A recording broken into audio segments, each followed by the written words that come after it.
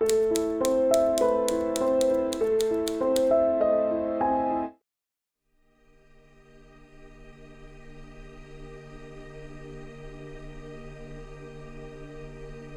Man Who Saw the Light Over Winter Hill by Ian Gordon.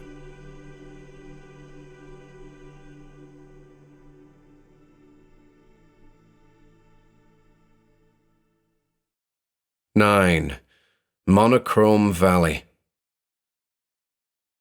That's it, I thought. I'm out. I can't explain it. I'll never be able to explain it. But stepping through that portal was akin to an embrace by the velvety void itself. Transfer is the word I'll use. I was transferred from one point to another, and that new point, as far as I could tell, was the bleak yet familiar plain of Winter Hill, under a blanket of pristine snow. Where had I been? Was that facility through which I'd wandered really beneath my feet, or somewhere else? Somewhere beyond my comprehension? I studied my surroundings minutely. I was standing on the service road, about halfway between the mast and Crooked Edge Hill. I'd never seen such a perfectly grayscale landscape. The tubular mast and the snowscape were a bright polar white, whereas the road, swept clear of the white stuff by persons unknown, and the cloudy skies above were of a deep, dark grey, like torched tree bark. Even the aircraft warning lights affixed to the mast, previously red, now shone a soft, silvery light. It was so silent and still that I was afraid to move, afraid to disturb what to me felt like the most sacred solitude. I'm not a religious man by any means, but that's the only way I can describe it. I was moved by that scene, abnormal though it was. But it wasn't right at all. I took off southward, keen to return to the safety of home. As I went, I made curious observations that bothered me. The two lads as I passed them seemed closer to the road than normal, or perhaps they were just a little larger. The service road itself seemed narrower, and I could have sworn it was less precipitous, descending at a much gentler gradient than I was familiar with. I looked out across the expansive vista to the south, saw the flickering lights of many towns and villages, but these were less numerous than they should have been. What had happened to the mighty glow of Liverpool? True, too, that I seemed to reach the edge of Narrow Valley in record time.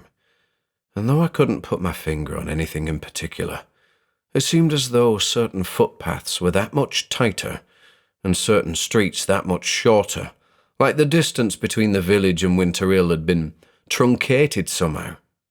As I entered the village proper, I was disturbed by the monochromatic streets, cars, and houses.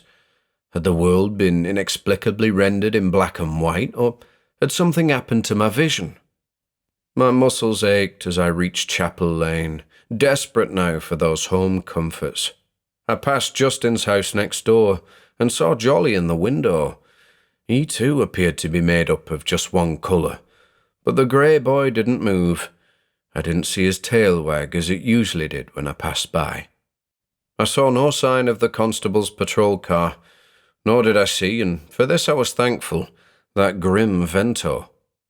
I limped up the path, quite exhausted by now, and fumbled for the house keys. Damn, I wasn't carrying them. Must have dropped them, I thought. Lost them during whatever had happened to me at Winter Hill. But then I looked at the door more closely and saw that the keyhole was missing, like there had never been one in the first place. I tried the handle, and lo and behold, it was open. I scratched my head in confusion. I literally scratched my head, gawping at the grey door that should have been green, completely baffled by the entire situation. Should I check on Justin, I thought. How about Amiri at number 6 or Mr. Nash at number 2? I tried all three, but only the latter came to the door, another grey door that should have been red. Nash is an elderly gent, a retired landscape gardener, whose yard, small though it might be, is a sight to behold in spring. He's sprightly for a man in his 80s, always greets you with a toothy smile, and if he's not under the weather, invites you in for a cup of tea at the drop of a hat. But that night, that horrible, horrible night, I shuddered when I caught sight of him at the door. And I didn't know why at first. It was just old Nash, grey-haired and pot-bellied.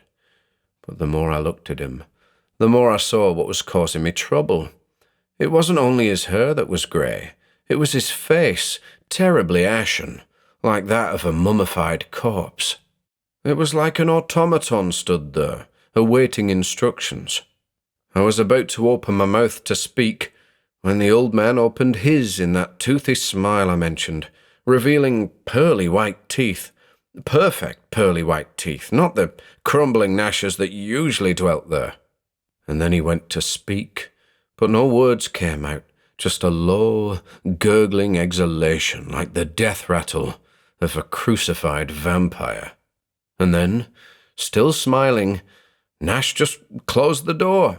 Transaction complete. I turned to leave and saw another set of familiar faces. Franklin Jones and Cody Taylor, a pair of American students living temporarily with Mr. Wilbur at number 13. Each of them wore a grey mask, it seemed, their expressions devoid of humanity, strolling rather awkwardly in the direction of the substation at the bottom of Chapel Lane, where I saw what appeared to be Mr. Wilbur's cat sitting on top of the fence bordering the structure. But I couldn't be sure it was him, because Tarbox, despite the name, was a ginger tabby, not a smoky Persian. Nope, I'd had enough of being out and about.